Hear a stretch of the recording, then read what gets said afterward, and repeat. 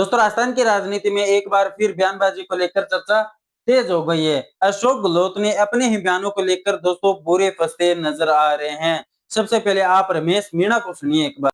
और एक बात और कहूंगा, सचिन पायलट साहब नाराज होंगे, लेकिन मैं आया इसलिए हूँ क्योंकि मैं मंदिर में बैठा था। मैं ज्यादा राजनीति में इंटरेस्ट नहीं हूँ, लेकिन बार बार हमारे मुख्यमंत्री अशोक गहलोत साहब पूर्व वो बार बार दोहराते हैं कि मानेसर जो विधायक गए थे उनको 10-10 करोड़ रुपए दिए गए।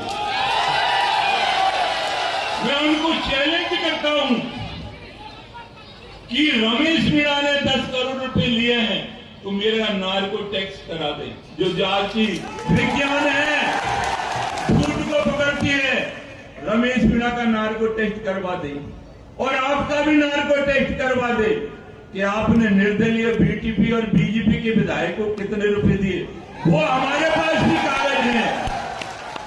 तो बार बार इस तरह इस उल्हाने को दोहराना, और जब जब कांग्रेस आगे बढ़ रही है तब तक इस आदमी ने 3 बार मुख्यमंत्री बनाए, तीनों बार सरकार पार्टी को हराया। ऐसे आदमी को मैं राहुल गांधी जी से कहना चाहता हूं कि आप आदमी को के लिए संघर्ष कर रहे हो, सड़कों पर लड़ रहे हो, रोडों पर दौड़ रहे हो, गरीब आदमी से मिल रहे हो, उसकी मदद कर रहे हो। आप सड़क से लेके सदन तक उस आम आदमी की आवाज, किसान की आवाज आप उठा रहे हो, लेकिन ऐसे आदमी को आपने कंट्रोल नहीं किया तो इस कांग्रेस का बेड़ा गर्क हो जाएगा। ये आपको देखने की जरूरत है। आप यहां आ रहे हो राजस्थान में, राहुल जी पीठ थपथपा रहे हो, लेकिन पीछे से आप नहीं देख रहे हो कि ये कुछ लोग पहले कांग्रेस को हराया, इन लोगों ने सत्ता दे दी, सत्ता आती हुई सत्ता चली गई। तो हम तो आप लोगों, राहुल जी आपसे यही कहना चाहते हैं कि सही आकलन करो, सही आदमी को बागडोर दो, ईमानदार लोगों का पर विश्वास करो, उनका सम्मान करो। और मैं ज्यादा नहीं कहूंगा। देखा दोस्तों किस तरीके से पूर्व मंत्री रमेश मीणा, ये कांग्रेस सरकार के पूर्व मंत्री थे दोस्तों, जो हाल ही के अंदर अशोक गहलोत पे निशाना साधते हुए कह रहे हैं कि मैं आपको चैलेंज देता हूं, अगर मानेसर के अंदर हमने 10-10 करोड़ रुपए लिए हैं तो आप हमारा नार्को टेस्ट करवा लीजिए। ये कोई छोटी बात नहीं है। और इनका ये भी कहना है कि इस व्यक्ति को पार्टी ने 3 बार मुख्यमंत्री बनाया और तीनों बार पार्टी को हराया है। और यही नहीं, ये यहाँ भी नहीं रुके, इन्होंने यह भी कहा राहुल गांधी का नाम लेते हुए कि अगर इसे नहीं रोका गया तो पार्टी का बेड़ा गर्क हो जाएगा। ये कहना है पूर्व मंत्री रमेश मीणा का। और वहां पर और उसी मंच पर सचिन पायलट भी बैठे थे और बड़े बड़े दिग्गज नेता करौली और भरतपुर के विधायक भी बैठे थे। ये कोई छोटी बात नहीं है दोस्तों। जहां पर सचिन पायलट भी बैठे थे और उसी मंच पर रमेश मीणा जो पूर्व मंत्री हैं अशोक गहलोत के बारे में ऐसा कहना, आप देखना ये होगा कि अशोक गहलोत का क्या जवाब आता है। और यही नहीं, आप स्क्रीन पर वीडियो देख सकते हैं किस प्रकार सचिन पायलट ने करौली के किसान सम्मेलन के अंदर किस तरीके से जन सलाम उमड़ा है। ये कोई छोटी बात नहीं है दोस्तों।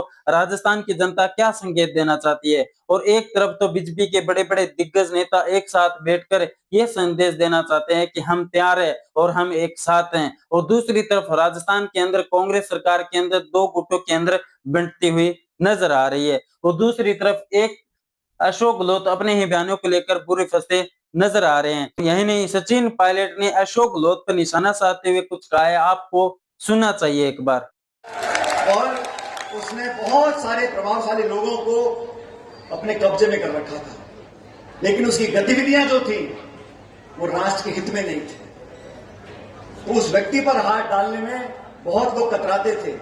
पायलट साहब को मौका मिला गृह मंत्रालय में काम करने का, और जब सबूत और तथ्य सामने आए तो बिना डरे उन्होंने परवाह नहीं करी कि मेरा आगे क्या होगा, सुना, कोई परवाह नहीं क्या होगा नहीं होगा, लेकिन सच्चाई और देश ये सबसे पहले। उन्होंने उसके गिरफ्तारी के ऑर्डर करे, और जो अपने आप को इतना प्रभावशाली बड़े बड़े लोग देश विदेश के ढोक देते थे, उसको लगा के हथकड़ी अंदर कर दिया। उसके बाद बहुत से लोग पायलट साहब से असहमत हुए, बहुत कुछ कहा, लेकिन उन्होंने कभी भी सच्चाई का रास्ता नहीं छोड़ा, अपने कदम पीछे नहीं करे।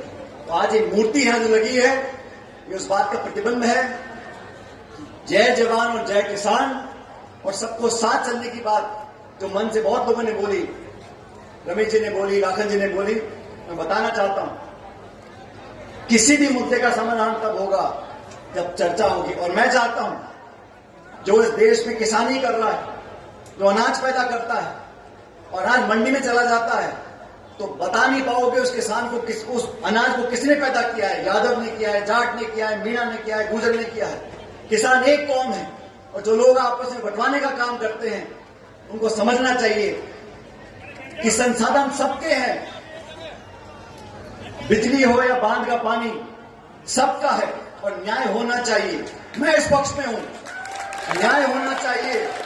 किसी का गैर कानूनी तरीके से, गैर जिम्मेदार तरीके से कोई हक छीनता है, मैं उसके खिलाफ हूं, लेकिन सब पक्षों को बुलाकर बात करनी चाहिए और जो पानी मांगते हैं उनको पानी मिलना चाहिए। सरकार की जिम्मेदारी है, बुलाकर बात करें। आज आपका डबल इंजन है, दिल्ली में भी। सचिन पायलट का कहना है कि जब मैं कॉलेज में पढ़ता था तब एक तांत्रिक हुआ करता था, उससे बड़े बड़े दिग्गज नेता भी डरते थे।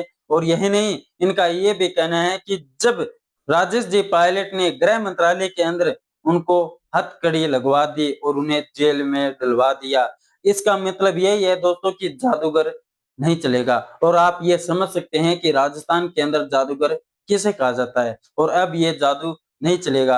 अब आप कमेंट बॉक्स में जरूर बताना दोस्तों, क्या सच में सचिन पायलट को राजस्थान की जनता मौका देगी या फिर नहीं देगी।